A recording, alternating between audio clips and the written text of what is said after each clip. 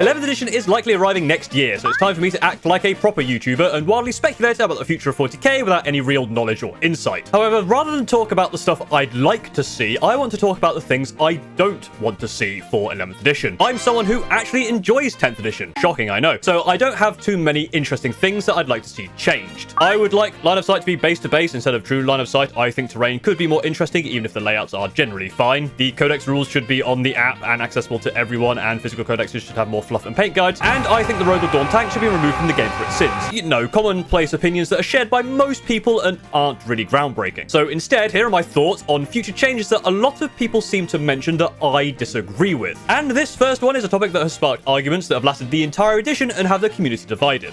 Wargear costs. And before you start spouting vitriol in the comments and clicking off the video, let me explain. I do not think Wargear being free is a problem. Okay, let me slightly rephrase that. Wargear being free is a problem in some places, but I don't think the fix is to just bring Wargear cost back. Now, to be clear, if Games Workshop decided to bring Wargear cost back, I don't think I'd really mind. For those who aren't aware, apart from 10th edition, if you wanted a special weapon or an extra weapon upgrade for your unit, they had an additional cost. This meant that you could have a cheap unit with basic weapons or splash out for bonus weapons to make the unit stronger. In 10th edition, all weapon upgrades are free. So if you have the option to upgrade a pistol or add sponsored weapons, there is literally no reason not to, and the cost of that is baked into the cost of the unit. Specific weapons costing different amounts is a good way of balancing different choices, because without that you get into situations where there is always a best option, and not taking that option is pointless. Vehicles are a big issue here. The Storm Raven, for example, has the option to add 2 Hurricane Bolters. Previously, this would have cost points, and you could forego them to keep the cost of your flying transport down. But now it'd be completely pointless to not take them, because why would you not want 12 additional shots for free? However, there are situations where that doesn't work. Drukhari Scourges, for example, had a base cost in 9th edition, and then you paid extra for the weapon. The problem is, if you didn't take Dark Lances, they were kind of pointless. So you wouldn't take them for the cheaper price, you'd only take them for the price with weapons included, which is what 10th edition prices them at already. Of course, the issue with 10th is that the cost for the best weapon is baked in, so whether you choose Blaster, Dark Lance, or Haywire Cannon, you're paying the same cost. A good example of the 10th edition method both working and not working is actually with Centurions. Yes, I know Paul is talking about Centurions again, but this isn't just because I love them, but because they actually illustrate the problem really well. Devastated Centurions have the choice between the Hurricane Bolters and Centurion missile launchers. There is no world where you would not take the missile launchers. They both basically deal with the same targets, but the blast, extra range, strength, AP, and damage makes missiles just a straight up better choice, a huge amount of their power, and plays into their game plan much better because you never want to be in rapid fire range. It wouldn't matter what the cost would be to upgrade the missiles, you're always going to pay for it, and if that cost is too high, Centurions just would not be anywhere near as effective and probably would not be taken. On the flip side, Assault Centurions have a choice between Flamers and Melters. These are very different use cases, and your choice depends on what you want them to do, and it doesn't need to change the cost as they're fairly equally viable based on what your plan is. Flamers pair nicely with the Bolters for massive weight of fire, and the Melters pair nicely to double down on their heavy armor killing potential in melee. Something Games Workshop has done recently to mitigate this is to split up units into separate data sheets for different uses. Scourges from Drukhari once again are a good example. Scourges with heavy weapons are more expensive and keep the move shoot move ability, but Scourges with shard carbines are cheaper, and because it's a different data sheet, they have a different ability that more closely aligns with what you want to do with them. So you can now build your army around whether you want the powerful high strength shots or a cheaper unit that helps deep strike close to score or to help other units in your army punch up. This is way better than just making the Dark Lances cost more. Now, I'm not saying that every single weapon needs its own profile. You don't need a profile for Wave 7 with Bright Lance, Wave 7 with Scatter Laser, Wave 7 with Star Cannon, Wave 7 with Prize, Wave 7 with or without you, Wave 7 with Vengeance, etc, etc. But in places where a unit can have different loadouts that affect their role, having them be different data sheets gives more options. Wargear costing points is an okay way of balancing, but I feel like just having Wargear points is a crutch against more interesting design choices or ideas. I'd rather the decisions just be more equal, rather than being either a tax you pay or not. Leagues of Votann does very well with this. With the Hearthguard, for example, you can choose between having an invulnerable save or deep strike. This allows you to gain a benefit on that unit depending on what you want them to do. You probably don't need deep strike if you're going to be running your Hearthguard in a honky tonk, for example. It works because they're not just upgrades you'd be dumb not to take, like Infiltrators, for example, who can take a Helix Gauntlet and Comms Array, or not. With this kind of design, there's a lot more levers you can pull to balance the different options. If you want to add sponsors on your tank, maybe you move slower. If you don't take hurricane bolters, maybe you get assault ramp instead, as the doors are freed up for Centurions to try and squeeze their way through and jump out. When it comes down to weapon choices, make them more interesting to choose between if they have a similar purpose. For example, las cannons are just better than grav cannons. They work against monsters, it's not that hard to get them moving on 2s, and even if they're not, they get reroll to wound anyway. And you can be twice the distance away, so you can arrive anywhere, and combined with the missiles being long range, cause massive damage from a safe distance. They're a lot more AP and a lot more damage, apart from if you roll a 1, which I do far too fucking often. To give that choice more meaning, maybe make the grav cannons 12-inch range, but also give them something like dev wounds, making it a choice of do you want long range safety or close range guaranteed demolition. That would make the hurricane bolters a more interesting choice as well, as you'd want to be getting into twin linked range, which might make them more useful than the missiles against certain targets. It also means that some weapons could be given another look to try and give them a more unique identity. Like, yeah, I don't know why you wouldn't choose a Bright Lance for your Wave Serpent. In every way, it's just a better Star Cannon. But if a Star Cannon was 5 points and a Bright Lance was 15, you'd probably either pay the 15 or pay 0. So instead of trying to work out the right numbers, give the Star Cannon a more unique identity instead. Basically, I don't want Wargear Costs back because I think there are more interesting ways to balance Wargear to give more choices in list building. But if they do decide to bring Wargear Costs back, then that'll be fine too, I suppose. Mostly means that it will stop my list being 1,995 points and causing me anxiety. Okay, from one extremely hot topic to another equally spicy one. The Psychic Phase. I don't want that back either. Wizards, be gone! Except you, Magnet Wizard, you could stay and spread the word of the Mako Super O from tabletstronghold.com. Do you like minis? Do you want to protect your precious paint jobs that you put time and effort into from being damaged when storing or transporting those minis? If not, you're probably an Orc player. But for everyone else, you need to get yourself a Mako Super O from Tabletop Stronghold. Mako Super O is the best way to keep your minis of any size safe and secure using the adjustable trays and the power of magnets. Right now, you can get 25% off using my code 425, and there's free shipping to the USA, Canada, UK, Australia, New Zealand, and most of the EU. So what are you waiting for? Go right now to tabletopstronghold.com or click the links below to get yourself a Mako Super O or MDF terrain. Seriously, what are you waiting for? Time isn't going any slower and you aren't getting any younger. Are you waiting for life to hand you everything on a silver platter? Time waits for no one and you'll be left behind unless you get yourself a Mako Super O.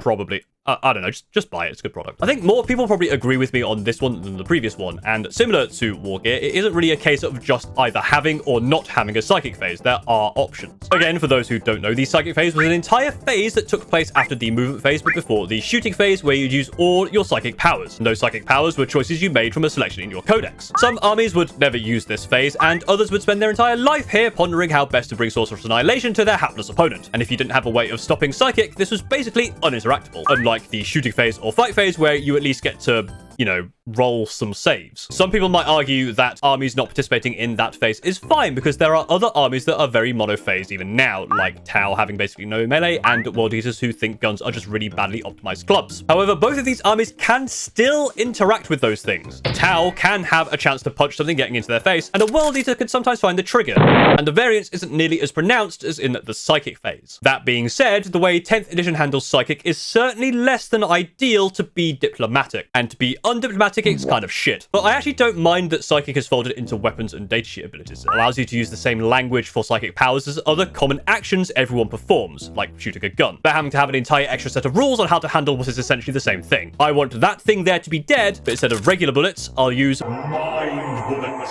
So Psychic powers, which were predominantly for dealing damage, are fine as weapons, but the datasheet abilities, those do not feel very Psyker at all. Let's have a look at the Thousand Suns Exalted Sorcerer, a character in one of the most Psychic-heavy armies in the game. The two abilities are give your unit a 4-up invuln, and you can revive models. Those are the same abilities you find on any character datasheet, but these just have the word Psychic in brackets after the name, so they're magical. Ooh. Grey Knights feel this even more. They just have the Psychic keyword attached to every gun for some reason, and it's only really then interacting with the anti-Psychic keyword or gaining a feel no pain against Psychic weapons.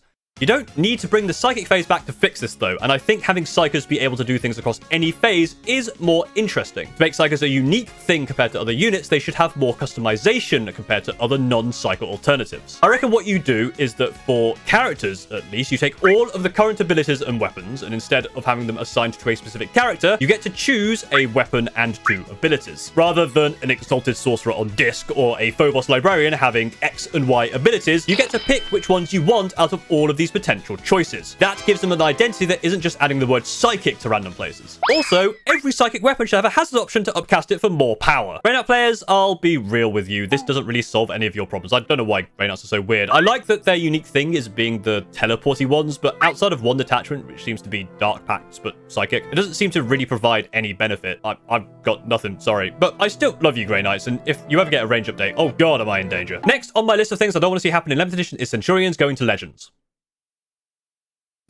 That's it. That's the whole point. Moving on. Something I've seen mentioned a few times, which always confuses me, is people who think that 40k should become a D10 system instead of a D6 system. This one is honestly baffling to me. I simply do not get it. On the surface, I kind of understand. A D10 system has more granularity. We've seen the benefits that can bring in 10th edition when they increase the ranges of toughness and strength, and it helped differentiate things like saving throws, which can only really be between 2+ and 6+. So with D10s, we can have a wider variation and more distinct differences between armies. An excellent suggestion, sir, with just 2 minor drawbacks. 1, you're asking everyone with their abundance of much more accessible D6s to change all of their dice for far less common, far less universally useful, far less storable D10s, which would be an absolute disaster for very little actual benefit. There are already plenty of ways to mitigate the D6 range problem. We already have them in the game. Charges and leadership tests are 2d6. In Mesbug, some of the hit rolls require rolling an X then a Y on a D6, which increases variance, so that an archer could wound a troll, but it isn't very likely. And the whole point of the hit roll, wound roll, save roll thing is to go through several layers, and 2, D10s fucking suck. Okay, let's say that we have a magical button that when pressed converts everyone's D6s into D10s, which mitigates point 1. Why D10s? Because we count in 10s? Look, I'm as big a fan of the metric system as everyone else apart from the USA for some reason. 10s are great to work with when scaled. At the low numbers we use in 40k, 10s aren't that beneficial. And as a die, the D10 is horrible. They're not very nicely shaped, they're impossible to stack, and they don't feel good to roll. Also, if you're going to drastically change the entire game for a new die system, why would you use a D10 when the D12 exists? D12s are great! They have a lot more factors, so you can easily halve, third, quarter, or sixth of something compared to the D10, which you can only half. They have more range than a D10, and it's not exactly tricky to count to 12, even if our number system is in base 10. And a 12 is just a much better shape. It lays flat when rolled, so the answers like to move when knocked, and you can still have something on the 12 if you want fancy dice. And whilst it doesn't stack as nicely as a D6, it's certainly better than a D10. 12 is just superior to 10 when dealing with the kind of numbers 40k deals with. I'm sorry, it just is. And to prove unequivocally that 12 is the best number, what's the 12th letter of the alphabet? This one is probably going to be a bit weird coming from me, but I actually don't think 11th edition should have any more focus on competitive 40k. Now, I'm sure many of you are thinking, yeah, no shit, Sherlock, but I am someone who is most interested in the competitive side of 40k. It's not that I think I'm good or even that I want to compete and be the best. For me, having a more structured, standardized game that I can sink my teeth into tactically and allow me to solve fun puzzles like how to win a game when half your army is exclusively made up of slow, chunky walking tanks with guns for arms is more appealing. And I still get narrative fulfillment through cinematic moments during the game and feeding my tournament results back into my homebrew chapter. I will sometimes do things at tournaments that are potentially suboptimal because they're funny or exciting, and sometimes those choices will lose me a game. But competitive to me isn't only about winning, and I don't think it is to many people either. It's about having the opportunity to go to these events to play more games than I would normally have time for and play in a reasonable amount of time because everyone, rules-wise, is on the same page. And I can have fun playing my silly list against a variety of different armies and getting to speak cool new people. 10th edition is relatively balanced. A good player will be able to win with pretty much any army. The quarterly update cycle works decently well to keep things from being too strong for too long, and the chapter approved mission deck is a really fun way to play. But as much as I really appreciate the standardization of rules, terrain layouts, and mission structures to keep things fair and accessible, or how detachments are structured, or have recurring rules and abilities that allow them to go against an army I've not seen before and pretty quickly understand how it works, there is a lack of really diverse or creative things. Each army still has an identity, and it feels pretty unique, and there are flashes of brilliance here and there, but it feels like there's a hesitation to truly go off-piste, as anything experimental might be overpowered and cause problems. As much as I say that people shouldn't care about the meta and play what they think is fun, the truth is we're in an information age.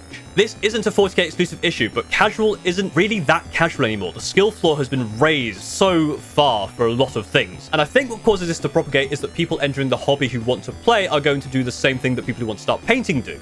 They're going to look up tutorials and gather information. New players are going to be more likely to start with a lot more knowledge than before, and 40k is a game that if you wanted to go in blind and learn by doing, it'd not only take you a long-ass time to do it, but it'd also be pretty expensive. Again, as much as I, and I think a lot of the community, preach about about buying what you think is cool, the reality is that people don't always have the time or money to invest in discovering what they think is cool. It's actually not that fun to play, or that the army they thought that badass is not a playstyle they really like, or that they don't have fun painting or building them, or any number of reasons. And when they go to look up information, what are they more likely to find? This isn't exactly the strongest evidence, but my most popular videos are my tournament reviews. And my least popular videos are me talking about funky, more narrative things. Those new players then come into contact with seasoned players who remember the more wild times back in Deer when scatter dice and templates roamed the hillside and they had to walk uphill both ways in the snow to play a game against the only other player in town. And those players don't enjoy this standardization. That's not what they got into the game for, but it's that standardization that makes the game easier to get into. And on top of that, the only real narrative focused stuff is Crusade, which is fun, but also can be a bit of a mess of extra rules, tracking, admin, and powerful upgrades that can get out of control. My theory is that people are upset at Games Workshop catering to competitive because the standardization and simplification that has coincided with an influx of new players and the increased popularity in tournaments has shifted the default of 40k towards that standardized tournament playstyle. And with 10th edition not having enough over-the-top, fluffy, or unique fun options, that shifting of the default is more pronounced, meaning that pickup games aren't going to be as narratively fulfilling and new players are going to expect a more tactically driven, structured game. The players who want that competitive style can very easily find local groups or communities to join. Go to a nearby tournament and you'll find a lot of people. But narrative players have a much harder time. And even though the popularity of the game has increased, people getting into the narrative side of it has not increased proportionally. I've lost count of the number of people who have told me they've started playing or gone to their first tournament because of my videos. And yes, this is a humble brag and mostly anecdotal evidence, but it's still something. Truly casual players, like proper beer and pretzels players, probably don't care or might not even be aware of the balance updates or the mission cards, or they just want to throw dice and move some models. Narrative players that have found a community will be similar to a D&D campaign group, and they'll decide between themselves what they want to use, or will homebrew rules to help fit their story, or have simply moved on to other games that more fit their needs. And both of these styles of play are valid and awesome, but likely are going to be found in groups of friends coordinating these games amongst themselves. Finding an open group for that style of play is a lot trickier, but finding a community of tournament goers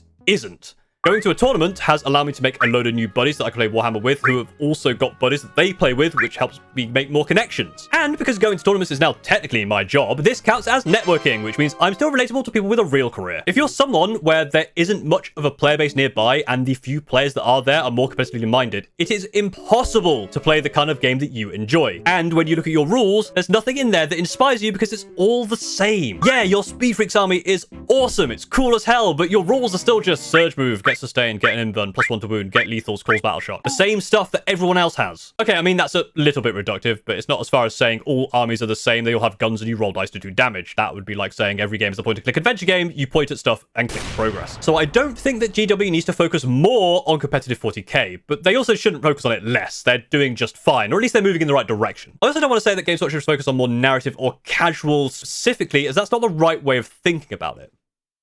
Do you know why I love Gaslands? The very first time I played it, the first thing I did with my very first move, with my very first car, was make a slight left turn that over the next few rounds caused an explosive 5-car pileup. It was fucking hilarious. And I came out of it worse off. Every Gasland game follows a similar pattern. Balls to the wall, insanity and mayhem, but a fight for survival. And in that fight for survival, the genius of Gaslands truly shines. It becomes incredibly tense and surprisingly tactical as you try and make the best of your flaming, battered junk pile of a car that's held together with scrap metal, duct tape, and dreams. At the start of the game, you basically roll as many dice as you can to try and 360 no-scope around every turn. When your car is nearing its fiery demise, that roll could kill you. But if you risk it, you could power slide around that hairpin perfectly and gain precious ground on the race leader. That mix works because the rules of Gaslands have a perfect blend of depth, decision-making, flavor, and randomness to keep things exciting. That kind of carnage is something I'd love to see in 11th edition, but that kind of carnage would probably become an exploited mess which would have to be fixed over and over again across the edition. So instead, create a series of additional rules, detachments, units, characters, and missions under some sort of experimental or additional content category which is excluded in the Tournament Companion. This is something they already kind of do. White Dwarf magazines have some interesting missions. The current mission deck has twists, challenger cards, and asymmetric deployments. Crusade kind of covers a few of these, but not entire new units or full-on gameplay tweaks. Having additional rules for stuff like destructible unpredictable terrain or things that would be a nightmare to balance can be added for those wanting more cinematic action flair or silly balls-to-the-wall slugfests. New detachments can be more creative and have weird rules that might normally break the game. Missions can be more wild and engaging, even in situations with a big skill mismatch between players, and they can be released as and when and aren't tied to a structure like Crusade. And I say I don't want more competitive focus is because we already have that, because it's an easy to describe system. Do you want to play a game that follows the tournament companion? If yes, competitive. If the answer is no, then at the moment you end up floating in an aether of 40k, which is undefined, and because the way people want to play is on an XY spectrum, the way you approach the game can be mismatched, and that's what causes problems. 11th edition should provide a very simple way of determining the game you're trying to organize. Are you looking for a match play game or an open play game? If it's match play, it'll use the tournament companion. If it's open play, you'll have access to all of the wild, silly stuff, broken or not. There are probably people who don't want to go full balls to the wall and might want something in the middle, something a bit more grounded. And that's fine. Just like now, there's a conversation to be had with you and your opponent to reach consensus before you get to the table. But if you have a list of open editions, then you can easily go down the list and essentially check mark what you'd want or don't want. That makes communicating the kind of game you want way easier, and this distinction just allows for more esoteric and interesting gameplay without having to worry about competitive players exploiting them for maximum gains. It's not a perfect system by any means. In a perfect world, these kind of fun, flavorful rules would just be baked into the game and balanced accordingly, but you could do it like in D&D, where there are optional rules like gritty realism or potion missability, which aren't required but add an extra bit of spice or change the game up. Or maybe that's a terrible idea and it'll be a complete mess. I don't know, maybe all of these things I've been ranting about for the past however many minutes are complete bollocks, but I won't know unless you let me know in the comments what you think, and let me know what you want to see in 11th, or